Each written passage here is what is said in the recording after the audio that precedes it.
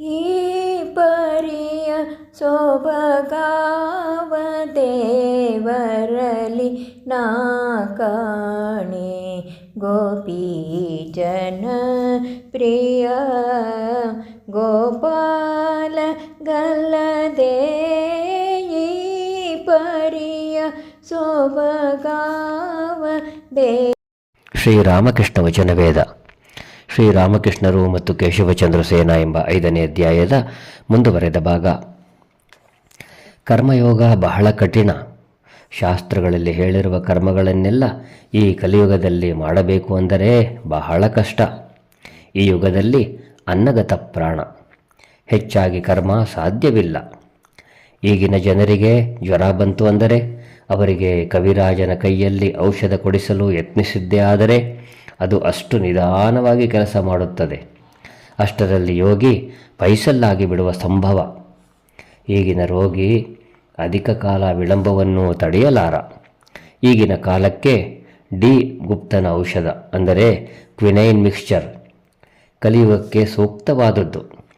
ಭಕ್ತಿಯೋಗ, ಭಗವಂತನ ನಾಮಗುಣ ಕೀರ್ತನೆ ಮತ್ತು ಪ್ರಾರ್ಥನೆ. ಭಕ್ತಿಯೋಗವೇ ಯುಗಧರ್ಮ.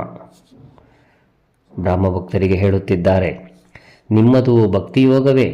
ನೀವು ಭಗವನ್ನಾಮ ಭಗವತಿಯ ನಾಮಗುಣ ಕೀರ್ತನೆ ಮಾಡುತ್ತಿದ್ದೀರಿ. ಆದ್ದರಿಂದ ನೀವು ಧನ್ಯರೇ. ನಿಮ್ಮ ಭಾವ ಬಹಳ ಒಳ್ಳೆಯದು. ವೇದಾಂತವಾದಿಗಳ ಹಾಗೆ ನೀವು ಈ ಜಗತ್ತು ಸ್ವಪ್ನವತ್ ಎಂಬುದಾಗಿ ಹೇಳುತ್ತಿಲ್ಲ. ನೀವು ಆ ವಿಧದ ಬ್ರಹ್ಮಜ್ಞಾನಿಗಳಲ್ಲ. ನೀವು ಭಕ್ತರು. ನೀವು ಭಗವಂತನನ್ನು ವ್ಯಕ್ತಿ ಅಂತ ಭಾವಿಸುತ್ತೀರಿ. ಇದು ಒಳ್ಳೆಯದೇ. ನೀವು ಭಕ್ತರು. ವ್ಯಾಕುಲರಾಗಿ ಕರೆದರೆ ಖಂಡಿತ ಆತನ ಸಾಕ್ಷಾತ್ಕಾರ ಪಡೆದುಕೊಳ್ಳುತ್ತೀರಿ. ಜಹಜು ಕೋಯಲಾಘಟ್ಟದ ಹತ್ತಿರ ಲಂಗರು ಹಾಕಿತು. ಎಲ್ಲರೂ ಕೆಳಕ್ಕೆ ಇಳಿಯುವ ಪ್ರಯತ್ನದಲ್ಲಿದ್ದಾರೆ. ಕ್ಯಾಬಿನ್ ಬಿಟ್ಟು ಹೊರಗಡೆ ಬಂದು ನೋಡುತ್ತಾರೆ. ಆಶ್ವಿಜ ಪೂರ್ಣಿಮೆಯ ಚಂದ್ರ ಸುಮ್ಮನೆ ಕಿಲಕಿಲ ಅಂತ ನಗುತ್ತಿದ್ದಾನೆ. ಭಾಗೀರಥಿಯ ವಕ್ಷಸ್ಥಳ ಕೌಮುದಿಯ ಅಂದರೆ ಬೆಳದಿಂಗಳ ಕ್ರೀಡಾಭೂಮಿಯಾಗಿ ಬಿಟ್ಟಿದೆ. ಪರಮಹಂಸರಿಗಾಗಿ ಒಂದು ಗಾಡಿಯನ್ನು ತರಿಸಲಾಯಿತು. ಮಾಸ್ಟರ್ ಮತ್ತು ಇನ್ನು ಕೆಲವು ಮಂದಿ ಭಕ್ತರು ಅದಕ್ಕೆ ಹತ್ತಿದರು. ಪರಮಹಂಸರು ಕೇಶವನಿಗಾಗಿ ಕೇಳಿದರು.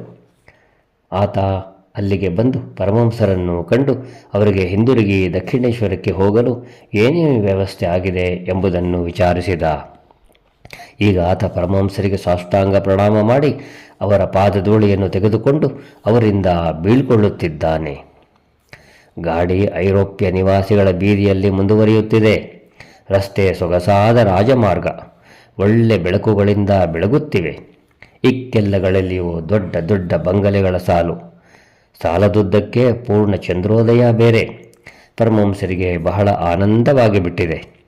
ಇದ್ದಕ್ಕಿದ್ದ ಹಾಗೆ ಪರಮಹಂಸರು ಹೇಳುತ್ತಿದ್ದಾರೆ, ನನಗೆ ನೀರಡಿಕೆಯಾಗುತ್ತಿದೆ.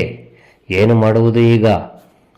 ಗಾಡಿಯನ್ನು ಇಂಡಿಯಾ ಕ್ಲಬ್ಬಿನ ಹತ್ತಿರ ನಿಲ್ಲಿಸಿ ಕೇಶವನ ಅಣ್ಣನ ಮಗನು ನಂದಲಾಲ ವಸು ಕ್ಲಬ್ಬಿನ ಮಹಡಿ ಮೇಲಕ್ಕೆ ಹತ್ತಿ ಹೋಗಿ ಒಂದು ಗ್ಲಾಸಿನಲ್ಲಿ ನೀರು ತಂದ. ಗ್ಲಾಸನ್ನು ಚೆನ್ನಾಗಿ ತೊಳೆದಿರುವುದೇ ಎಂಬುದಾಗಿ ಪರಮಹಂಸರು ಕೇಳಿದರು. ಚೆನ್ನಾಗಿ ತೊಳೆದಿದೆ ಎಂಬ ಉತ್ತರವನ್ನು ಪಡೆದ ನಂತರ ಅವರು ಈಗ ನೀರು ಕುಡಿಯುತ್ತಿದ್ದಾರೆ. ಜಯ ರಾಮಕೃಷ್ಣ.